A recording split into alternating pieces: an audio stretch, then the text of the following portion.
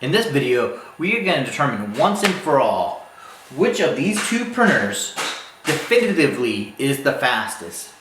The DNP DS820A or the Fujifilm Frontier S DX-100. Which one is the fastest?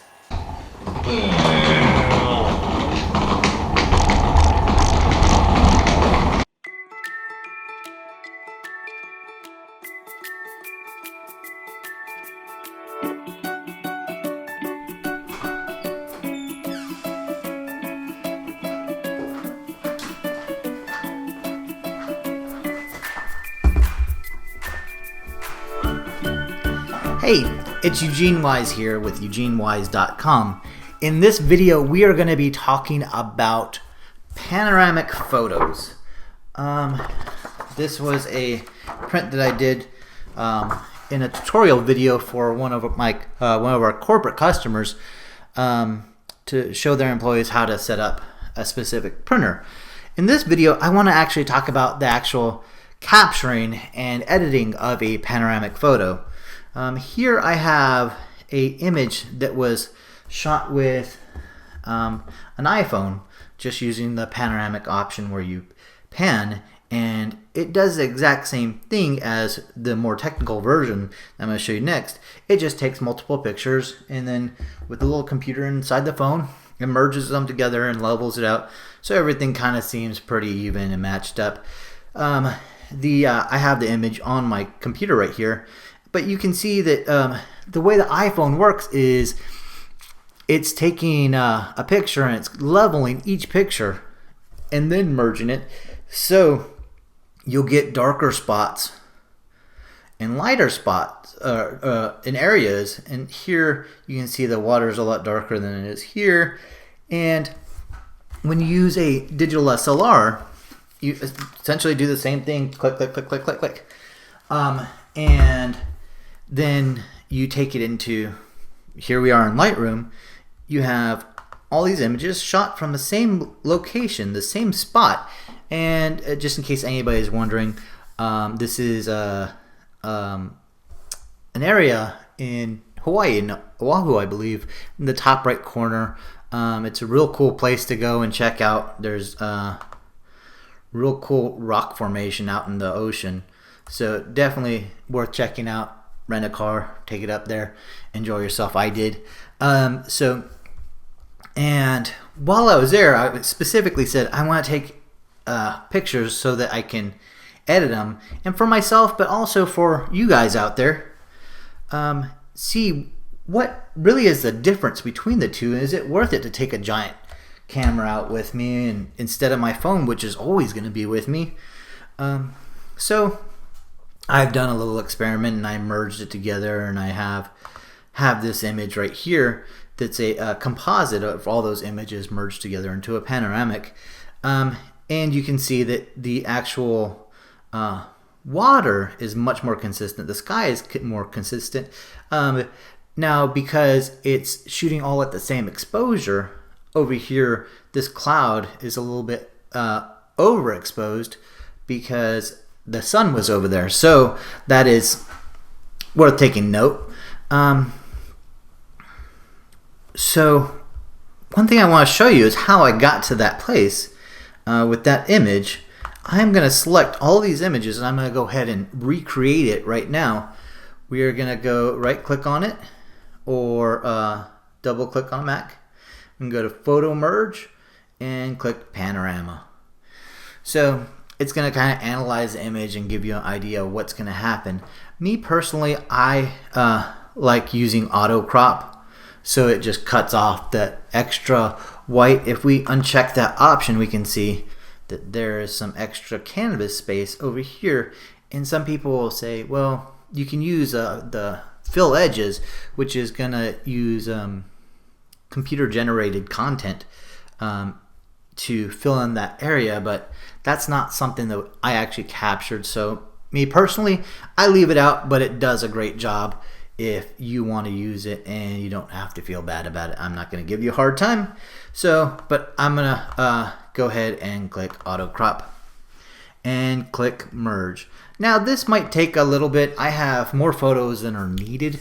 They should have a little bit of overlap. I probably overlapped too much and I could have cut out some photos, but I wanted to show you. This is a total of 14 photos, I believe, that it is merging. These are on my desktop. They're all DNG files, so they are larger files with a lot of information. And it's that DNG that is really important, because I can go in and edit a raw file. It's not taking JPEGs or taking my files and merging to a JPEG and losing that dynamic range. It is holding on to it. So that is one thing to keep in mind if you're a raw shooter, being able to keep the raw file. So it's going to take just a little bit longer. While we're talking about, while that's processing, I'll talk about a couple of printers that are off camera. I have a Fuji DX-100 over to my right, your left, and a DNP 820A, DS820A right here. And those are 8x10 printers or 8-inch printers. Specifically, the DNP is 8x10 or 8x12 printer, but you can do panoramic photos. So once we get this merged, we're going to go ahead and print out some images and possibly even a larger canvas print and do some canvas wrap on a large format Epson. Okay, so here we go. We have our merged image. I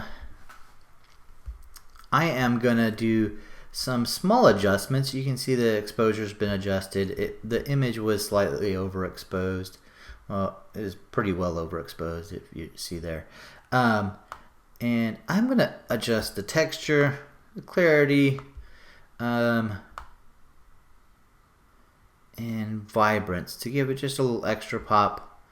That's a little bit too far. We'll bring it back. But what's really important, really helpful here is that this is a raw image. It is able to be edited as a raw image, even though it's a giant file made up of 14 different images. Now it's important to remember this file is just like the other one. It's a giant file made up of a whole bunch of different images as well. You can see the file size right here. So stay with me, and we're gonna keep learning about panoramic images and a whole bunch of other photo fun stuff. Seriously guys, don't tell Imaging Spectrum that when they let me borrow printers, this one's borrowed from Imaging Spectrum, but don't tell Imaging Spectrum when they let me borrow printers that I pretend race them against other printers. Okay, so here we have two separate printers. They're fired up, so they're a little bit louder, but this is the DNP DS820A and the Fujifilm Frontier S DX-100. This is one I use all the time. This one I'm borrowing. But they both can print these panoramic photos, so I wanted to kind of show the possibilities. So I'm using Darkroom, and I have a bunch of Darkroom videos. If you go to darkroomsupport.com or a Darkroom YouTube channel, I have a whole bunch there explaining how to do this. So I'm not going to get into the technical part of Darkroom, but we're going to go ahead and click on select our photo, click package 2, and then let these things start printing. And I can see the Fuji's already received it, and the DNP's already printing. So this is a 8x26. This is going to be larger than the media size, which is it's an 8x10 or 8x12 print. So it's going to print it in sections. And you'll see part of it pop out and then go back in. This guy is just going to print.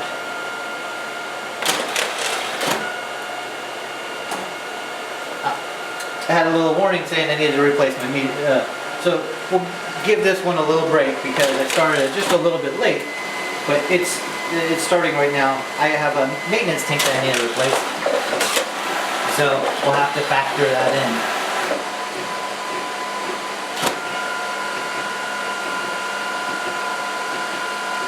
So this is dye-sub technology versus inkjet technology.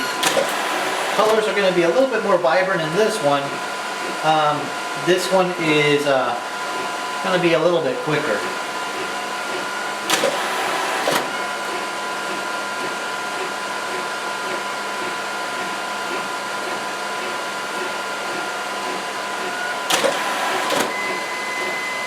Even though this one had a slow start, and it's completely my fault, not the printer's fault, it's catching up pretty well.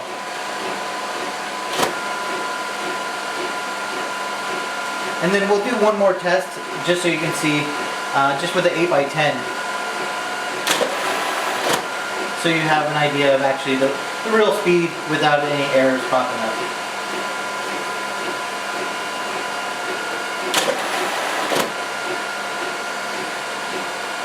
So I'm not pulling on it. It's important that you don't pull on the prints while they're coming out.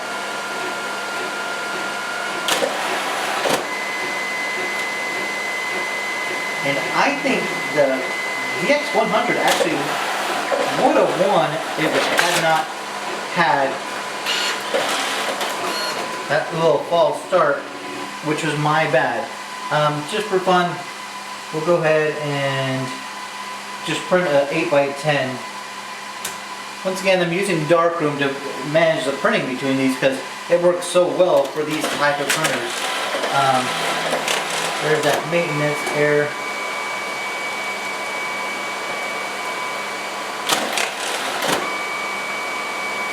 So these are typically a faster print, but you kind of see the quality of these two prints.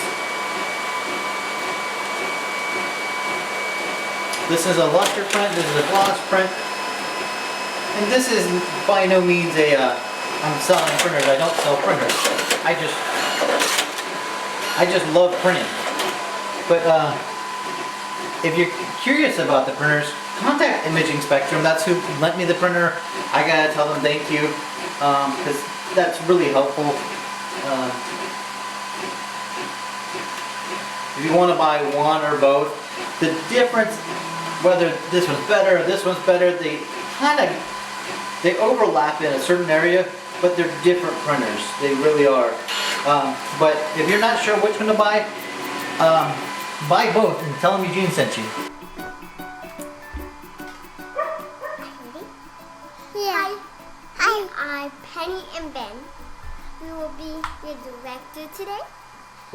Penny, let's show them how easy it is to print an 8x10. You wanted to print a picture of your little brother, right? Yes. So we're gonna go ahead and try hitting the number 1, and let's see which printer prints faster. Okay, so we're going to give you a picture of my brother and see who wins this race. And my own. Thank you. What size picture are you printing? 8x10. Both printers are going to have a race who does it faster. So let's we see for ourselves. Mine. See. Mine! Your present. So we're gonna see if this one Wait, don't pull. can be it. So which one won?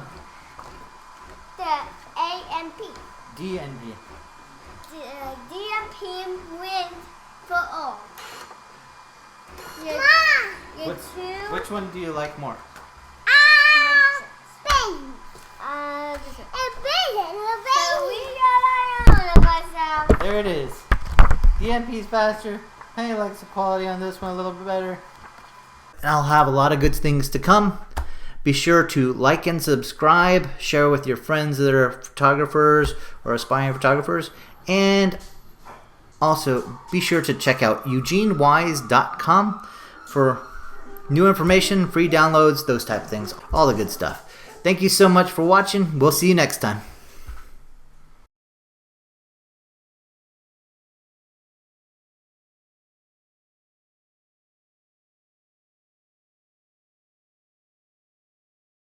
Between the technical, I like to think that's kind of where I live, you know, a technical photographer and then also a fun dad photographer likes to do fun things like magnets and little projects with the kids.